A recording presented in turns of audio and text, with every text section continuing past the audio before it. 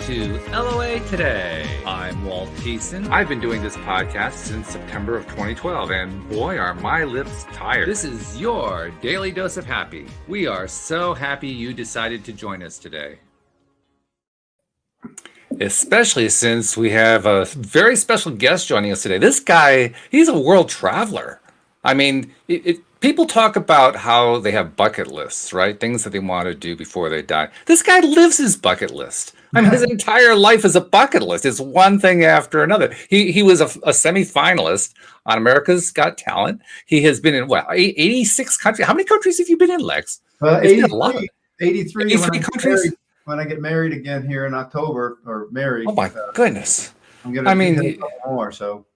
He's been a Zen monk. He's done all these really cool things. And not only that, he's an author. So he's like, a traveler, and he's writing about it at the same time. So yeah, Lex Latkovski, thank you so much for joining us on the show today. I'm really looking forward to getting to know you better and finding out what you're all about, man. Well, thank you, Walt. I appreciate you having me on your show today, and I'm looking forward to it. So thank you very much. So, all right, let's go back to America's Got Talent, because that's, I think, the first thing that always jumps out at somebody, right? Okay, what were you, a singer, a dancer? What'd you do? There was a dance routine. My two younger brothers are really talented. They've got the #1 entertainment show in sports, and they've had it for many years. You probably never heard of them, but they go around minor league and major league and NBA and basketball and NCAA and perform between on the court or on the field between innings or between timeouts. And they got lucky enough to get on America's Got Talent back in 2000. I don't remember the date, 2006, 2008, 2010. And it was when David Hasselhoff was one of the judges. And all right. What's his name? Jerry Springer was the host. Oh, no kidding. Wow. So we made it to the top 20, and I was out in Hollywood for, a while with my brothers performing, and it was a lot of fun. It's funny because all these great things that I've done in my life, that's the first thing that people want to know about is America's Got Talent. It's funny. Yeah. It never fails. Well, I mean, it has the name recognition, I think, more than anything else. Everybody, at least, even if they don't watch the program, they're all aware of it. So, of course, that's the first thing they want to find out about, right? Yeah, it makes sense. But you're right. I mean, your resume reads like, one adventure after another. And in fact, you even made a comment on, we met through one of the, I think it was Podmatch. We met through one of the host-guest meeting services. And one particular quote that you put on there really kind of stood out. It said, where was it? Well, of course, now I can't find the quote, right? As soon as I'm saying this, I can't find the quote. Where is it? It was a cool one. Oh, yes. I believe life should be an amazing adventure. And I can't tell you how much that resonates, not just with me, but with listeners, because we talk about life being abundant. And that's exactly what you're talking about. You're talking about the abundance of life. Where did that come from for you? I mean, how did that whole philosophy get started for you? Well, fortunately I had some fairly adventurous parents, and they were not to the level that I am, but they always told me, like good parents do. They say you can do whatever you want, be whoever you want to be, etc. But we did a family trip out to California from where I was living. We lived in Kentucky, and loaded up the red Volkswagen bus and drove for a month from Louisville, Kentucky to, all the way up through the north and then back down through Mexico, and had a blast of an adventure. And so I've always had an adventurous spirit. My brothers have the same thing. And the part about the adventure is even if you don't leave your house, even if you don't leave your neighborhood, there's so much, if you pay attention, there's so much that you could be doing, that you could be exploring, that you could be enjoying. And, I never get bored. I'm not trying to brag, but I know people that get bored, and I'm like, how can you be bored? You're not paying attention. So, and then there was a guy, I can't remember his name, Nightingale or something. Earl Nightingale. That was him. And yeah. I used to listen. This guy's been gone forever, but he was one of the first motivational speakers. And if you YouTube him, he's got these great speeches about, basically manifesting your reality. Oh, yeah. And he was actually the mentor to Bob Proctor, who was big in law of attraction circles for many, many years. So, yeah, exactly. So it's like, I think I was listening to one of his not podcasts or YouTube videos once, and he talked about making life an adventure. And I said, yeah, it's pretty cool. So it's in my book, as far as life should be an amazing adventure. And it's like, even if you don't leave your town, there's plenty to do if you're paying attention. So Well, that's a great point, because what you're really saying is that the adventure happens between the years. It starts with what you are focusing on, what you're thinking about, what you're believing in, what your orientation is.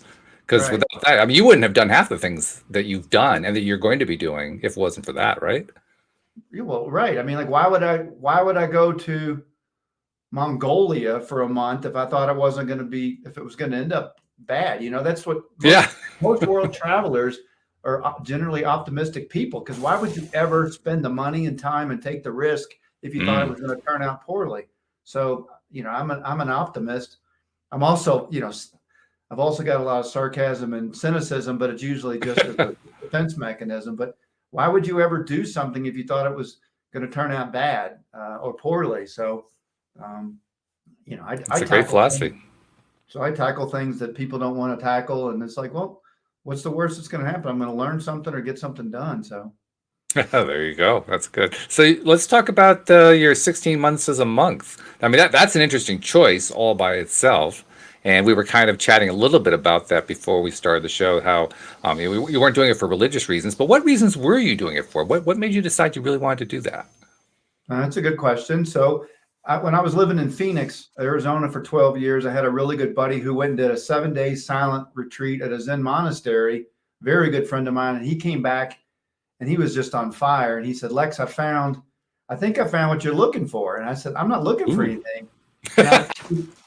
And I'm like, and he's like, dude, this is right up your alley. He started telling me about it. So a couple months later, he and I drove back to the same Zen monastery in the mountains above Palm Springs in Southern California and did a 7-day silent retreat. And I was hooked. And I just started doing these 7-day silent meditative retreats like once a year. And I did it for a number of years. And I just thought, rather than dipping my toe in the water for a week here or there, I called up the Zen master and I said, I want more of this. And he's like, okay, come here. So I packed up everything, sold a bunch of stuff. And, at that time I had 4 real estate properties that I was managing with 10 tenants. And I had a 4Runner and I had 2 dogs and I had a really nice girlfriend. And I said, if I don't go do this now, I'm never going to do it, because everything was lined up. So I did it. And so it was just 16 months of bliss. It was, just anywhere between 3 and 6 hours of silent meditation a day in a very small community up in the mountains, and eating extremely healthy food and going to bed early and getting up early and just finding out what made me tick. And more importantly, finding out by finding out what didn't work, I was left with what did work. And, trying to clean up some of the wreckage of my past and, the programming and the societal influences that I'd had. So it was a really good time. I highly recommend it to anybody. I know most people can't take off for a year or 16 months and go do that, but give it a shot if you can do it for a week. Yeah, I can see that. Talk a little bit though about you kind of hinted at there was some cool stuff that you got out of it, but give us like a flavor of it. Like, name one thing that was like one of the best things that you got out of it. 2 most important things were that I was able to focus and pay attention to things like I've never been able to before. So instead of multitasking and thinking I can do all the things, I realized that I'm really good when I pay attention to something, whether it's paying attention to someone's conversation or chopping vegetables or whatever. It's like, if I'm trying to do too many things, they suffer. And so I learned how to focus and pay real close attention to what's going on, because there's plenty going on in the present moment. And so that was amazing. My ability to focus and pay attention and get stuff done. And then behind the scenes, by sitting on a cushion for 3 to 6 hours a day, every day, 5-7 days a week, I was able to bring my body to stillness and bring my mind to stillness. And when it lines up, there's just all this opening that happens that allows, the universe to shine through. And so what I was able to do was just sitting there without moving, without itching, without looking around. I would have my emotions would still pop up. My urges would pop up. My fears would pop up. My addictions would pop up, and there was nowhere to run to or to go do anything with them. So I would just try to find the source, the beginning of those thoughts and impulses. And by going backwards, I was able to short circuit some of the programming. So, for example, this was the analogy I came up with. It's like if I have a really bad habit and I want to stop it, it's easy to say that, but it's kind of hard to do that. But once you're able to kind of see the programming for one habit or one emotion or something, the other ones start to stink the same way or to identify the same way. So instead of turning off one light switch at a time, you're like, heck, I could just go into the garage and hit the circuit breaker and turn off, a bunch of these at the same time. So by working on one or two, there was a pattern. And then all of a sudden, a lot of the other stuff just fell away because it was in the same realm. And so then at some point it was like, well, heck, I don't even need to turn off the breaker. I can turn off the whole service panel. And so it was like a snowballing effect. So as I started to clean up some of the things, the other ones started to fall away too. And so that was the best part. I did a whole lot of emotional work before because I just gotten divorced after 7 years, and I was trying to figure out what I wanted to do when I grew up at the age of 30 or 35 or however old I was. So it was the benefit was by sitting there quietly and having nothing else to do, I was able to take care of a lot of housekeeping, emotional and societal kind of conditionings that I had. And, I didn't have a bad childhood. I had a very loving, secure family. My dad was controlling and demanding. My mom was shameful, but not any more than most people's families were. I wasn't abused in any way, but, there were still things that I had to clean up later. I was never hurt, and everything's relative, but those hurts for me were the big ones. Some other people might say, "Oh, you had an easy childhood," but it's like everything's relative. So it is. Yeah, that's absolutely true. And I'm really interested in and quite fascinated by the fact that you describe. I mean, let me take a step back. When I ever think about changing a habit or getting rid of a habit, especially if I'm talking to somebody else and they're having trouble with it, one of the first things I suggest is, well, replace it with a different habit, one that you like. Because it's so much easier to replace a habit with a habit. But you did something that's much more advanced than that. And obviously that's what the monks were doing and so forth. You all were approaching it with, let's just remove the habit and replace it with the discipline of focus. Right. And that's an accomplishment. That's a major accomplishment. That's so much stronger than just replacing a habit with another habit. That's taking control of your life. Yeah, and fortunately, the Zen master, he was an extremely gifted coach. And so we would have individual sessions, and he would help you work on reprogramming the bad habits. So, like if something doesn't go right, I can reach over to my traditional toolkit and pick up the hammer and start, hitting things and getting mad and cussing. Or I could pull my head out of my butt and reach over here and get a better tool out of this new toolkit and use laughter or inquiry and say, oh, isn't this interesting? I used to get mad when I dropped the coffee beans on the floor, but now it's right. All right, so I dropped the coffee beans. You know what that means? I dropped the coffee beans. It's like, that's it. Yeah. Used to be F-bombs and punching the cabinet. And it was like, I called him up and I said, hey, you're not going to believe this, but I just had a really bad situation that used to put me over the edge, and I just sat there and laughed at it. And he's like, all right, that's good news. So it is. That's great news. Because that's mastery right there. That's mastering your own ability to focus. That's fabulous. That's really like you said, if you got a habit, I've got my habits that are, not always positive, but it's like, okay, so you replace it with something that is positive.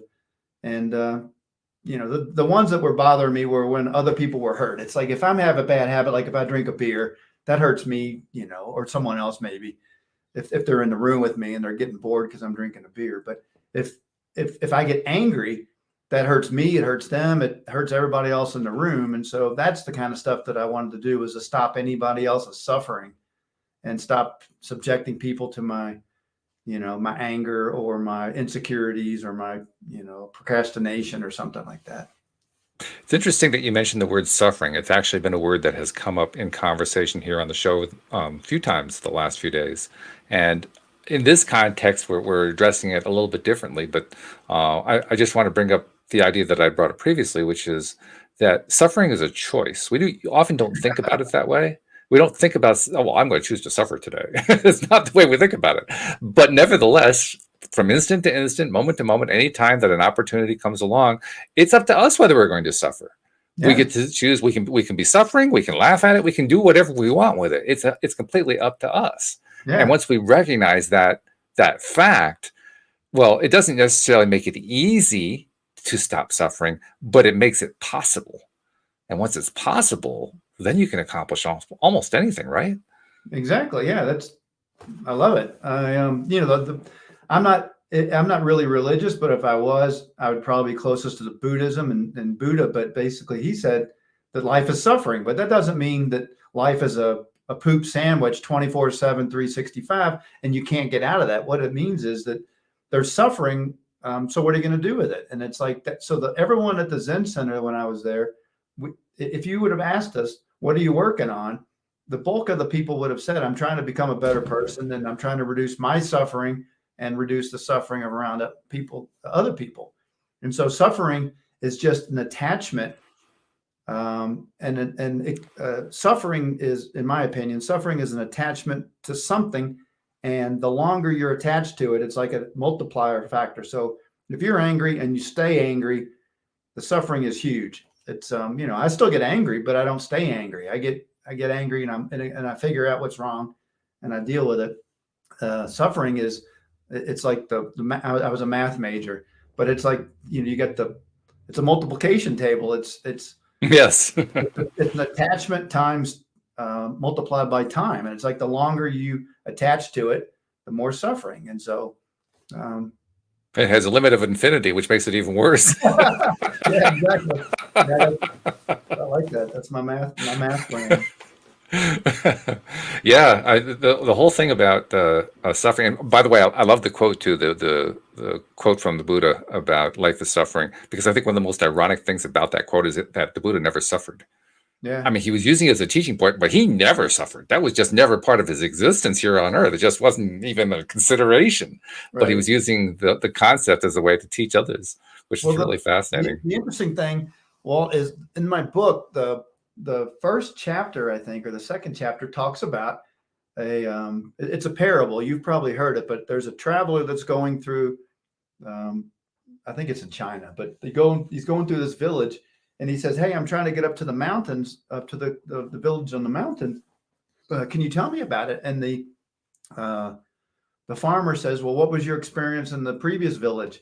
And the first person that came through says, oh, it sucked. The food was terrible. It was cold. I had to eat a stew with things that I'd never eaten before. The people were whatever, and, et cetera. Basically just, a complainer.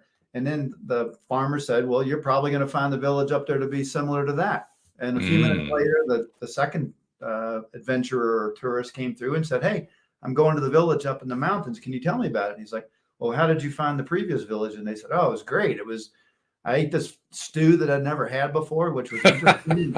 These people spoke a funny language and I had to adapt and then also, it was cold, but it made me realize, how much I like being warm when I'm around warm things. And the farmer simply said the same thing. Well, you're probably going to find the village up there to be similar.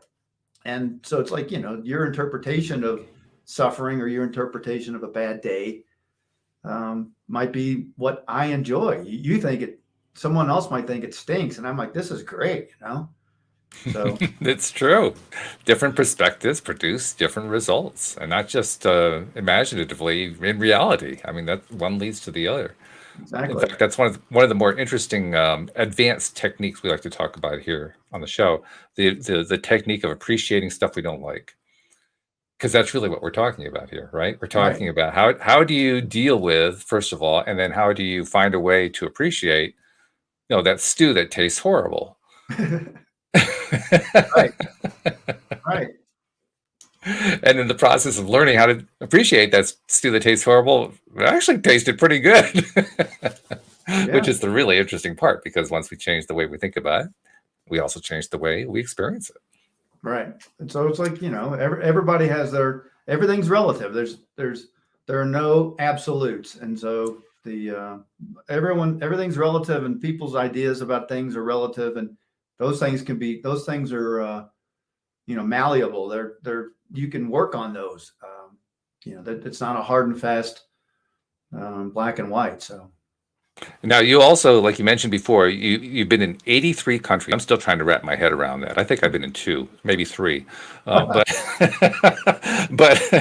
you've been in 83 countries. Now, that experience alone, plus all 50 states. I've only done 43. I feel like I'm behind the curve here, but that alone gives you so much perspective, because you now can see yourself, you can see America, you can see all kinds of stuff from 83 plus 50 perspectives. And it's just from the land masses, not even looking at the individuals within those land masses. That's got to be helpful to you. That's the way I look at that. It's got to be helpful. Well, it's going.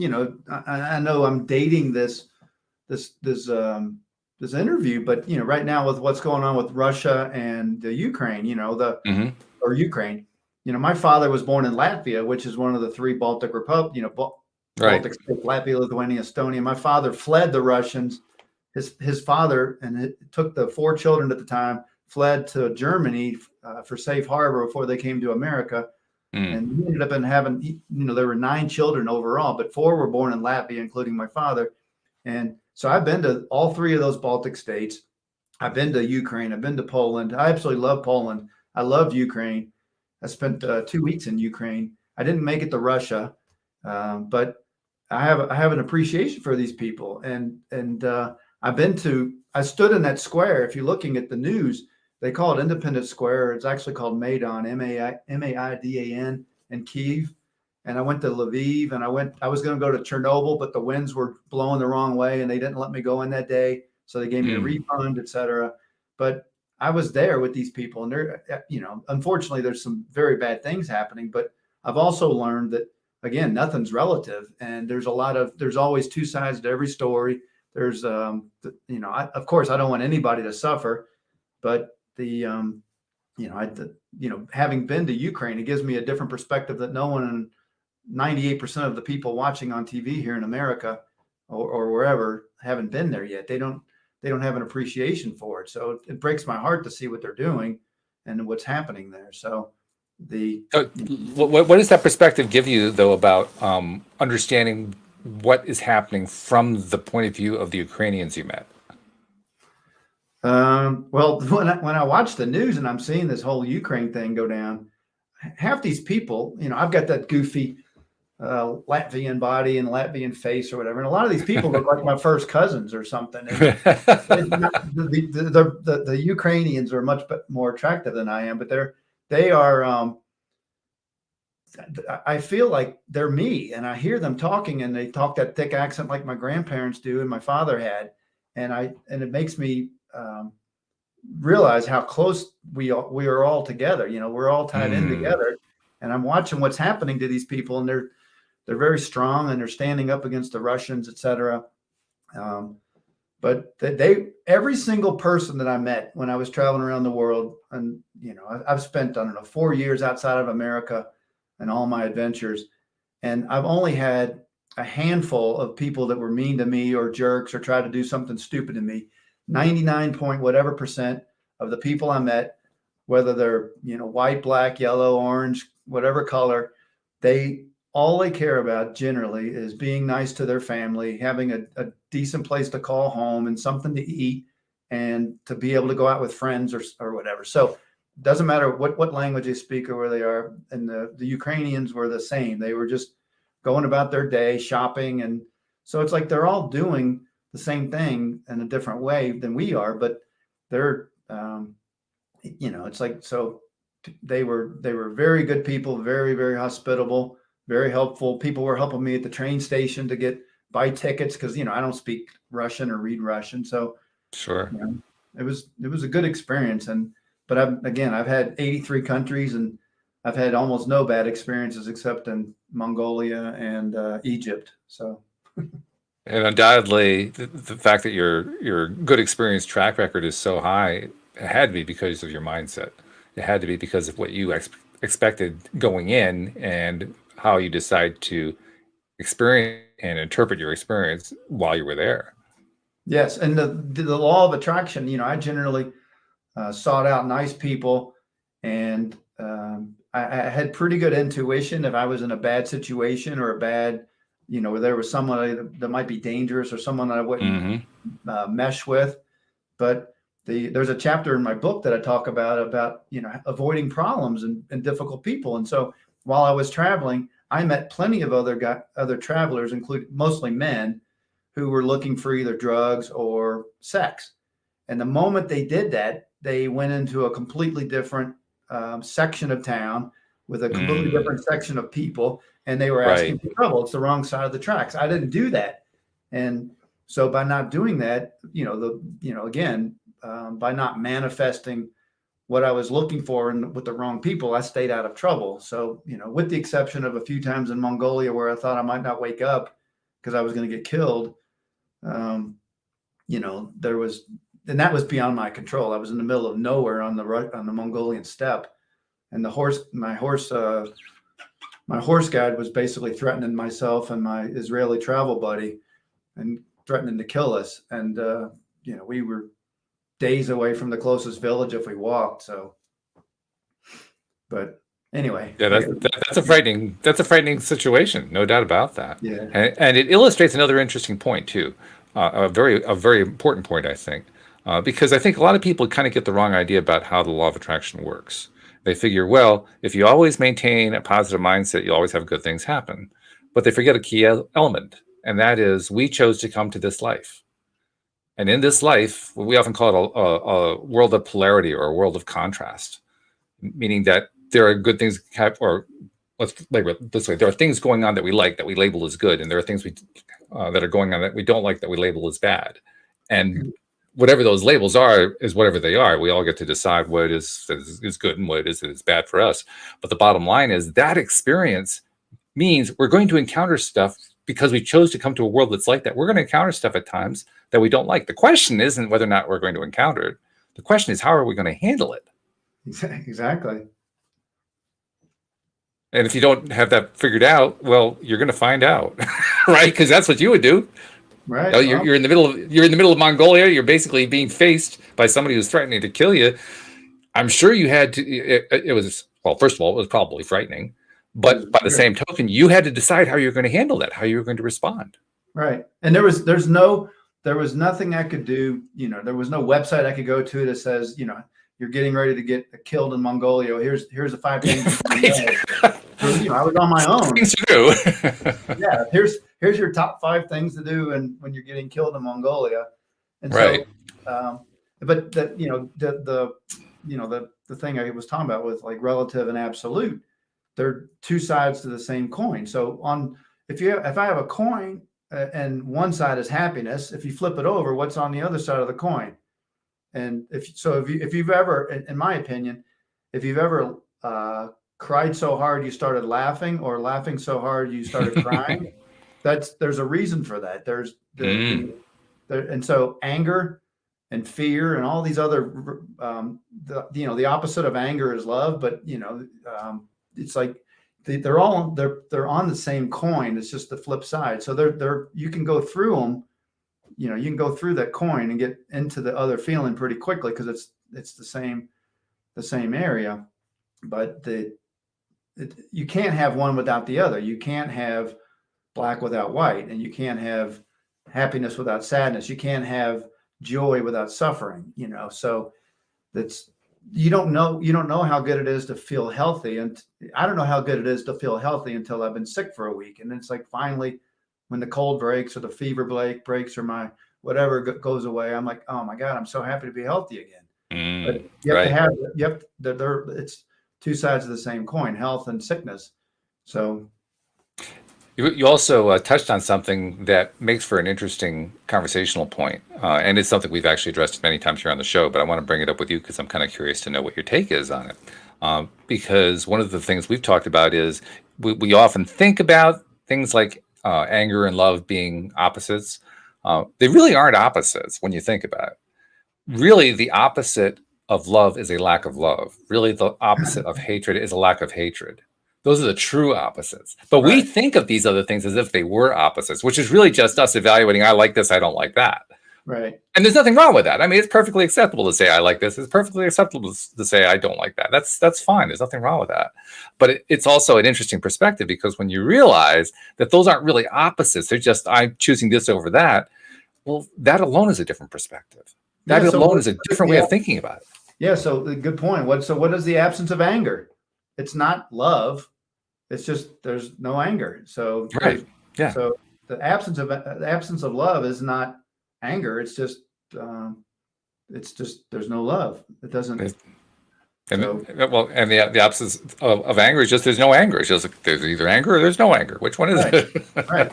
So, of course, we get confused because sometimes we have a tendency to slide between emotions. And I think that's one of the reasons why we end up drawing these lines to say, well, this is the opposite of that. Because, like you say, it's possible to be crying tears of grief and have it turn into laughter. Right. Because there is a certain overlap there in our experiences. And the overlap happens because we are the ones doing the shifting. We just don't necessarily recognize that we're the ones doing the shifting. Right. And there's,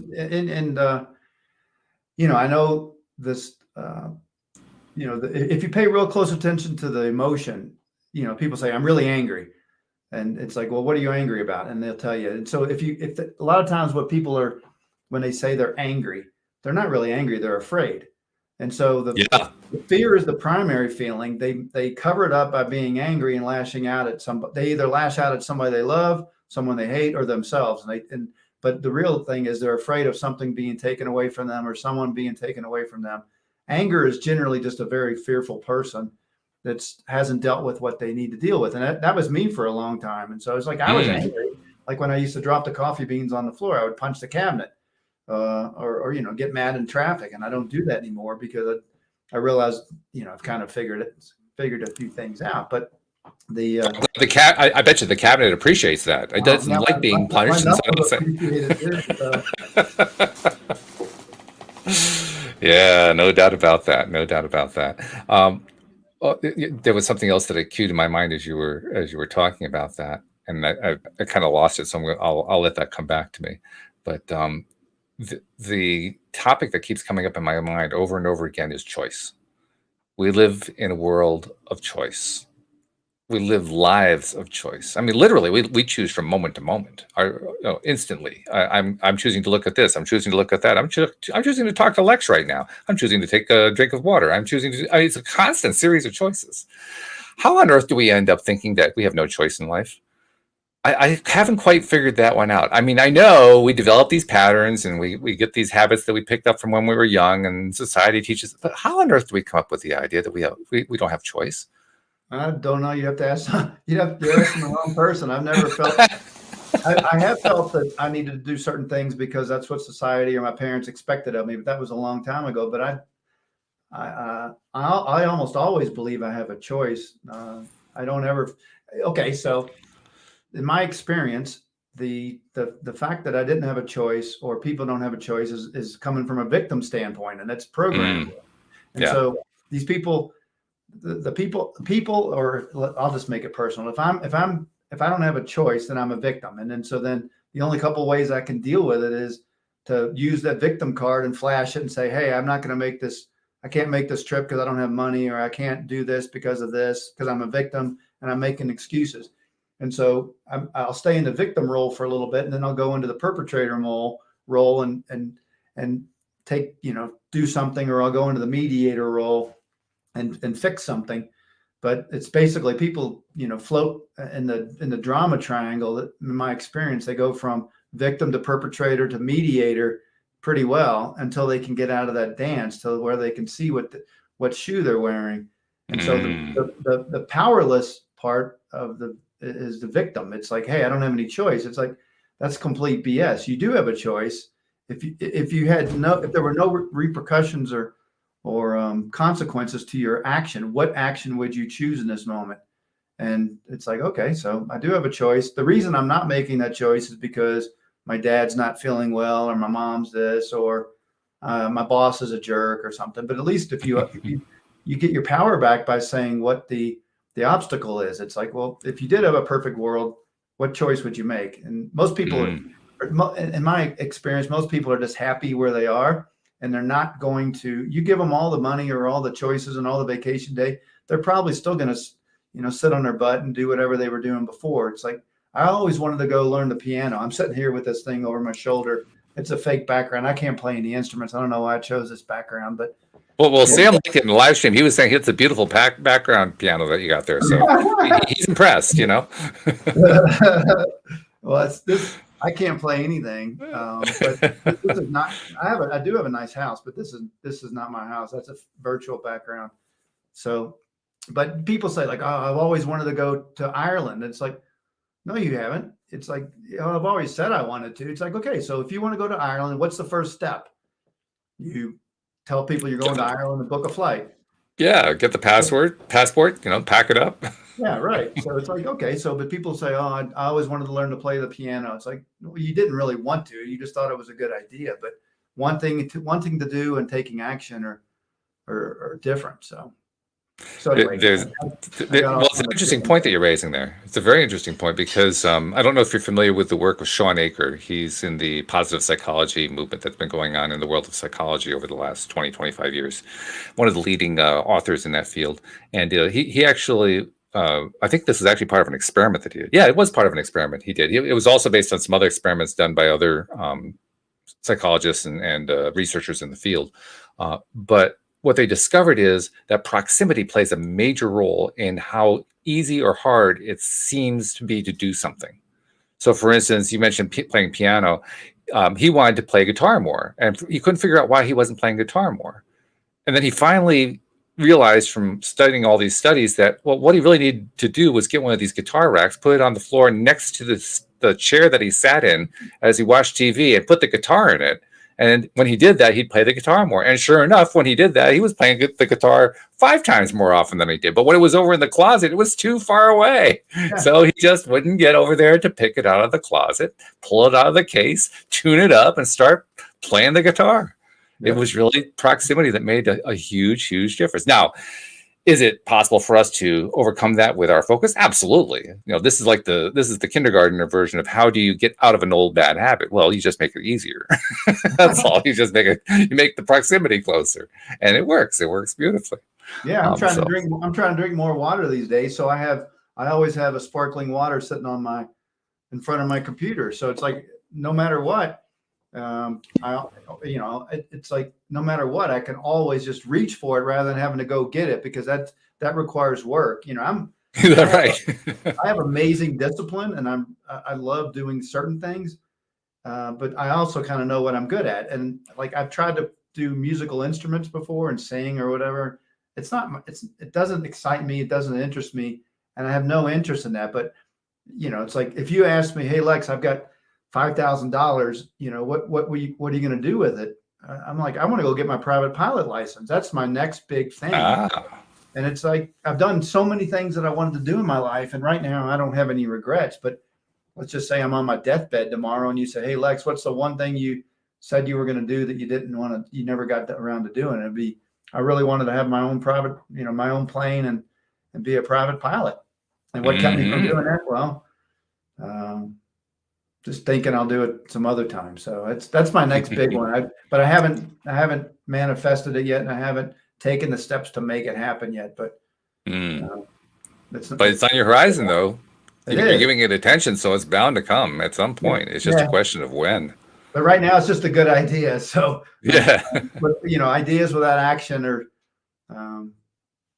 are. And actually, it was appropriate that Sam recognized the piano in the background, because he himself is a pianist and a very accomplished one at that. He's very good. He's a great improviser and so forth. So yeah, very. Oh, did I tell you that I can't play the piano? I mean, I'm really good at it, and I was playing it. I was playing it in the background before you got me into this conversation. I'm gonna go play it after I get done. All right. I love it. Now, there was actually a point that you brought up earlier, and you'll remember I blacked out for a minute. I couldn't remember what it was, but I remember what it is now. You mentioned how what the emotion that is behind anger is fear. And as soon as you said that, it reminded me of something that my wife taught me about. My wife is a former psychotherapist. She was a therapist for about 10 years. And one of the great things about being married to a therapist, there are also some challenging things because you can't get away with anything. But one of the great things about being married to a therapist is you pick up all these tips, you pick up all these ideas. Here's what we used to do, and here's how we thought about it, and here's how we trained it, and all that kind of stuff. And they used to teach the therapists that all negative emotions are backed by fear. In fact, if you just dive in deeply enough, no matter what it is, anything from anger and rage to fear to irritation, disappointment, it all is driven by fear at one level or another. So once you understand it that way, now all of a sudden the whole thing becomes really easy to understand. Why am I dealing with all these negative emotions? Because I'm afraid. Yeah, and so sadness, people say like conditioning, like, okay, I don't want to be sad. It's like, no, it's okay to be sad. I mean, we're human beings. We have emotions, but you don't have to keep hanging the phone up and saying, okay, I'm sad. It's like, answer the phone, get the message, and find out who's calling. And the person that's calling, or the entity that's calling on the other end of the line that's sending you the sadness message, is something, or some, more than likely something or someone that I hold dear is potentially going to be taken away from me or is in danger. So I'm sad because these people in Ukraine are getting bombed right now. It's like, find out what it is that's showing up. So, but it's fear. It's like, okay, so dig deeper. What is this fear? You get to it and you realize that depression, a lot of times, sometimes it's clinical or stuff that you really, you can't just think your way out of or emote your way out of. But a lot of times the procrastination or the sadness or the depression is all rooted in fear. There's what are you sad about? Well, it's like, if you dig far enough about it, something or someone you hold dear is in danger or is going to be taken away from you. So that's. And Ukraine is actually a very interesting example as well on this subject, because there are, I'm not sure what the population of Ukraine is, but there's probably tens of millions of them in that country. And there are billions of people. Now, there are tens of millions who are in the country. There's a fraction of that population that are actually facing imminent violent activity. Right. The rest are not. And then there's like a billion people or more, probably billions of people around the planet who are watching all of this. Now, how many of them are actually experiencing a direct threat right now? Well, it's actually a pretty small percentage. But the rest of the world is behaving like they're experiencing it. Right. In other words, it's happening in the mindset. Right. It's happening in the way people are thinking about it. And I'm not saying there's anything wrong with that. Sure, it's empathetic. I get it. People have empathy for what's going on over there. But it's really important, I think, to recognize the difference between actually, facing the Mongolian who's threatening your life and hearing the story about the Mongolian who's threatened somebody else's life. It's a different experience entirely. Right.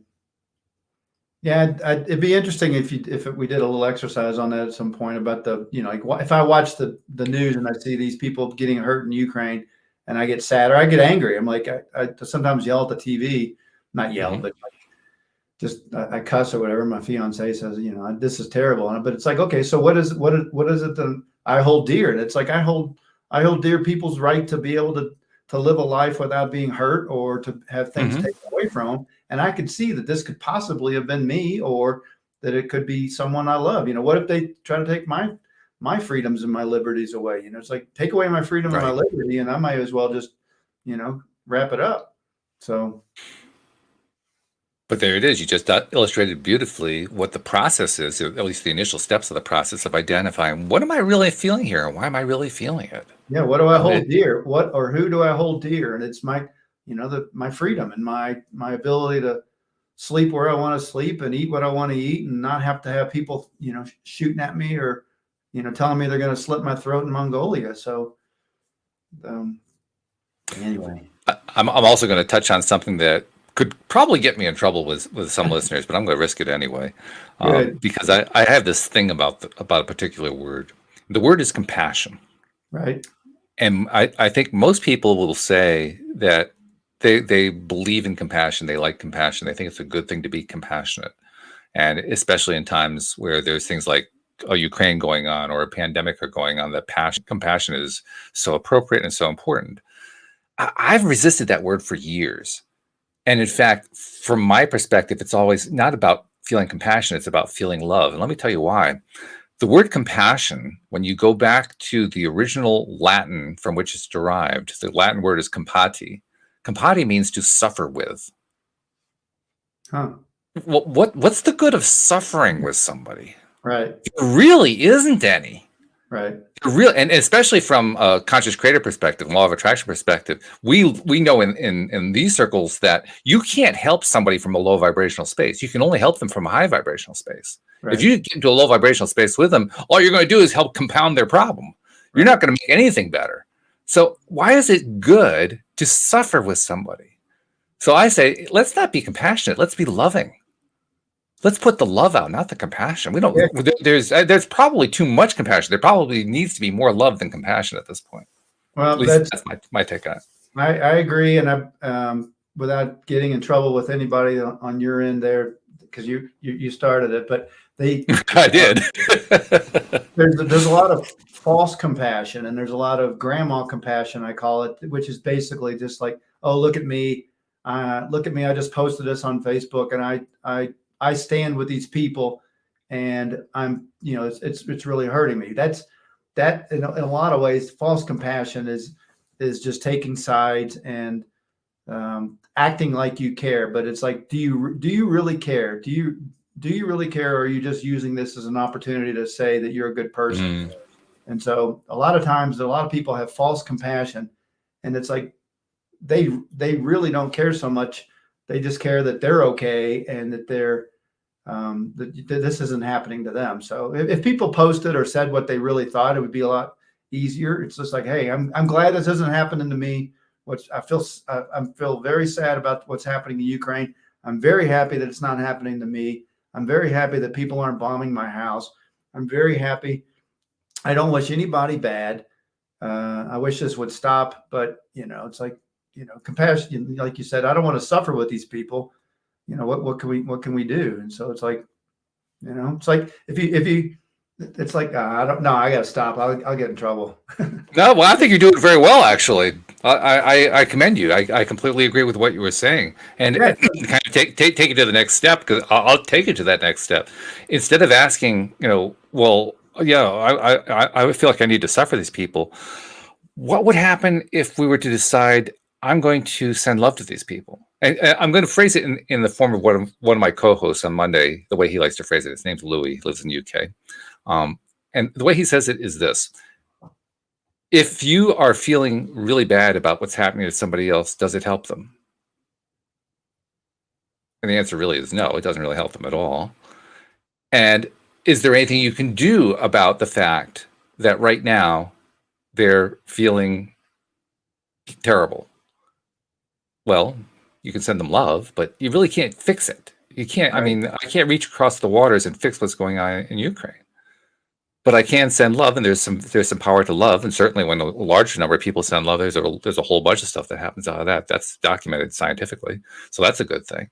And then he says, what would happen if you were dealing with Satan? That's like the ultimate thing, or Hitler. Just pick like a really rotten to the core kind of a character. How can you defeat a Satan? How can you defeat a Hitler? And he points out that really, I mean, this is part of what comes out of Christianity. The only thing that actually defeats Satan is love. That's ultimately how Jesus defeats Satan in that whole story, because there's a whole storyline about that. Because in the New Testament, in the 4 Gospels, the only thing that defeated Satan was love. And it's why, Jesus dying on the cross and yada, yada, yada. It's why none of that didn't work out the way Satan had in mind. Just blew the plans wide open. So love defeats Satan. So what happens if you send love to Satan? And that's where the synapses start to snap. Because people say, wait a minute, you can't love Satan. No, you can't love Hitler. You can't love Vladimir Putin. But what would happen if you did? You can't tell anybody that, but you can maybe do it. But I don't know. I'm a math guy and a pragmatist for the most part. I still have like very, very strong emotions, and I'm deeply loving and caring and things like that. But what I found is, okay, what can I really do about the situation? This is a perfect example about what can I do in Ukraine? It's like I can send money. I've got relatives in Latvia, first cousins. Sure. I can send them money and tell them, I'm glad you're okay. Here's some extra money. Or I could do something, locally. And it's like, the fastest way that I found, if I'm in a funk, and I don't get in funks very often, but if I'm in a funk or if I'm feeling bad about myself or in my little cocoon about Lex, the best way for me to get my head out of my butt is to be nice to somebody or call somebody, go do something nice for somebody, reach out and say hello. Even on a local level, it takes the pressure off of me and my little spiral and makes it a bigger thing by being nice to somebody. Now, that's not helping necessarily the Ukrainians or whatever, but if I'm stuck in a sadness or a fear mode or something, which doesn't happen very often, I generally try to do something good for somebody else. And like act of kindness or reaching out and telling somebody, hey, it's been a while, sending a text message to somebody I haven't talked to in a while and just said, hey, I'm thinking about you and I love you or something. Just getting out of my little personal bubble is important. So what can I do for Ukraine? Probably nothing. And I know that sounds kind of nihilistic, but it's like, but what can I do to at least make it not so much about me? And that's, to do something nice for somebody else and get out of my little cocoon. And actually, I'll get very woo-woo here for a moment and say, anytime that we do something kind, it's more about kindness than niceness. I think anytime that we do something kind for somebody else, it has a reverberation effect. It happens on a substantial level, and by substance I mean the way that Einstein used the word substance, the substance of the universe. Right. As he was trying to explain his theory of relativity, and that there is an actual substance to space that we don't necessarily see yet, and so forth, and all the physicists that followed were shaking their heads, saying, "How on earth are we supposed to untangle that one?" But nevertheless, that's what he was pointing at. He was pointing at the fact that there's this substance that is, connecting everything together. And I personally believe that we are all part of that substance. We are all connected together. We are all energetically connected. So the moment any one of us does anything for anybody in a kind way, that reverberates in ways we cannot even see. It goes off endlessly and continuously, and it never stops reverberating, because once you set it off, it goes on forever. So I actually do believe that every single time that every one of us focuses on something that is a kindness for ourselves or for somebody else, either way, we are helping people in Ukraine and anywhere else around the world, anywhere that people need help. They're being helped, even if we don't know that they're there, even if we don't even know who they are, they're still being helped. So anyway, that's my viewpoint on it. So, well, this has been really great, and actually, we haven't even touched on all the things I wanted to touch on here. Well, let's take a few minutes, see if we can kind of like just do a dance through some of them, because there's some really cool things going on here. First of all, let's talk about yeah, right, we do. It's really cool that you've been in all 50 states. I mean, I've been in 43 of them here in the U.S. You've been in all 50. What's your favorite one so far?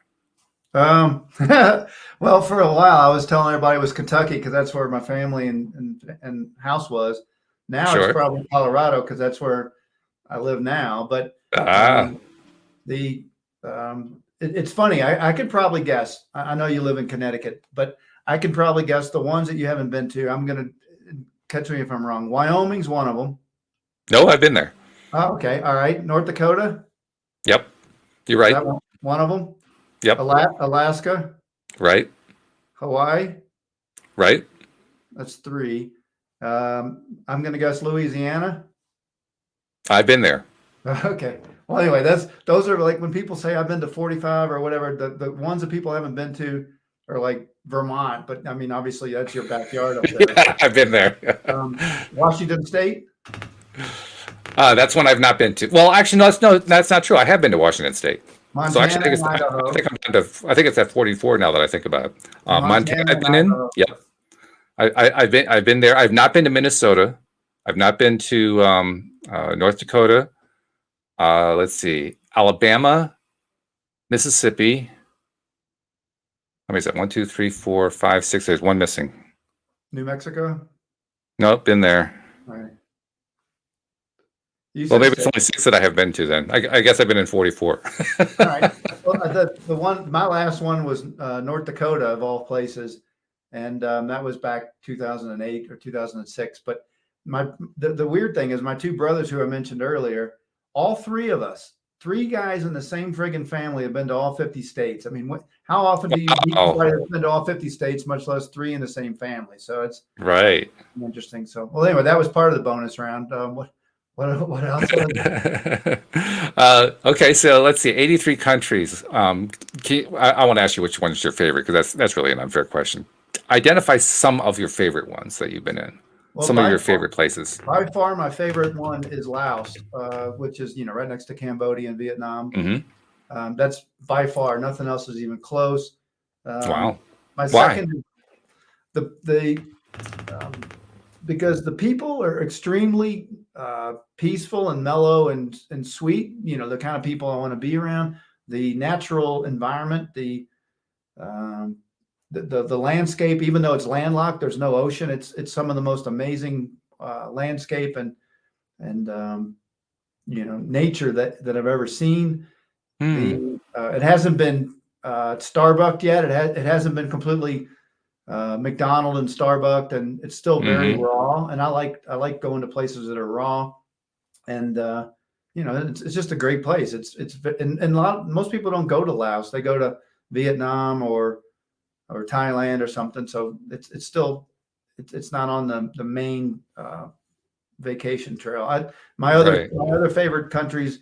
My girlfriend at the time, but now she's my fiance. We went to Colombia, which was the first time right before COVID, and it's in my top 5. Colombia, which forever was under the thumb of the cartels and the drug trafficking, is now open for business, and it is unbelievable. And so one of my favorite villages I've ever been to is in Colombia, and I want to go back down there on our honeymoon here coming up in October.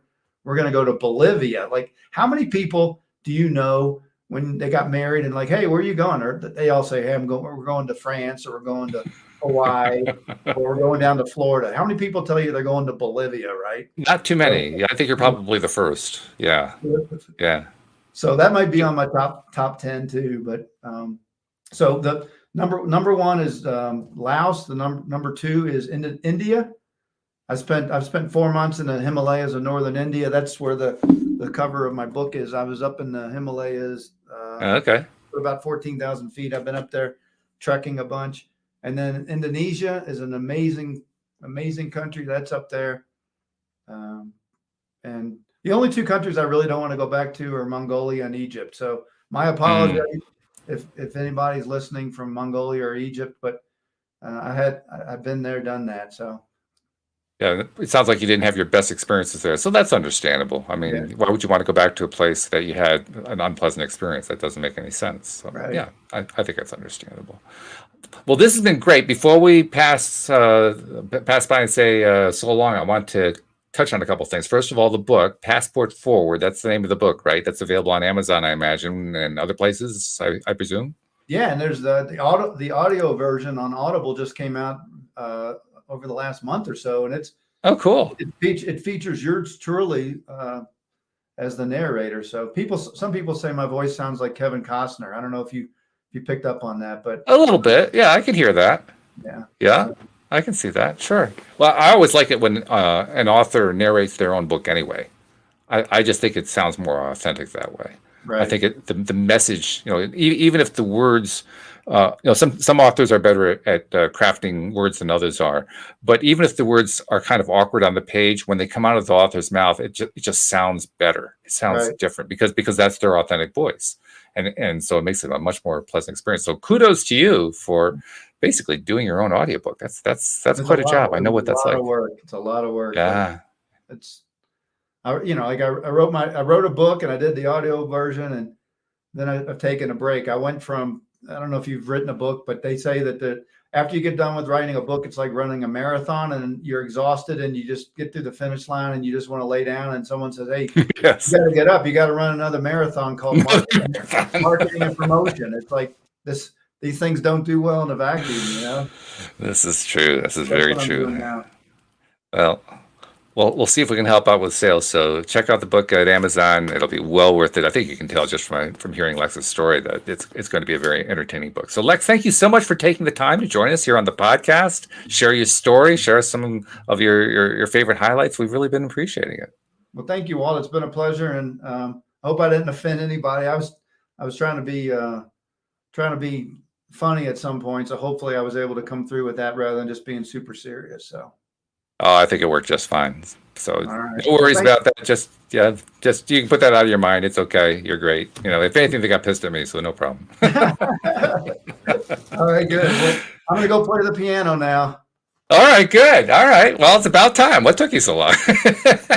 So thank you very much, Lex. Thank you, live streamers. Thank you to podcast listeners everywhere. We'll see you all next time here on LOA Today. Goodbye, everybody.